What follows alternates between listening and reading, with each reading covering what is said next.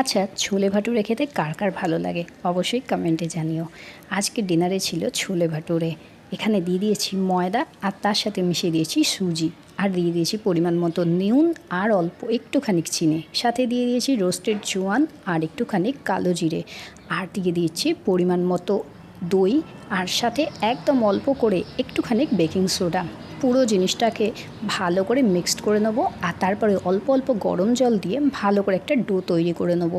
সারফেসটা যাতে শক্ত না হয়ে যায় তাই ওপর থেকে একটুখানি তেল ছড়িয়ে দিয়েছি, আর এটাকে ঢাকা দিয়ে রেখে দেবো আধা ঘন্টার মতো। আধা ঘন্টা পর ফেরত এসেছি, আর এখানে এই যে দেখো গোল গোল করে বেলতে শুরু করে দিয়েছি। গোল না হলেও কোনো অসুবিধা নেই, খেতে টেস্টি হতেই হবে। এবার এটাকে ঝটপট করে বেশ সুন্দর করে ভেজে নেব। নিউ মার্কেটে যখন গিয়েছিলাম না, অর্ডার করেছিলাম 60 টাকায় মাত্র দুটো।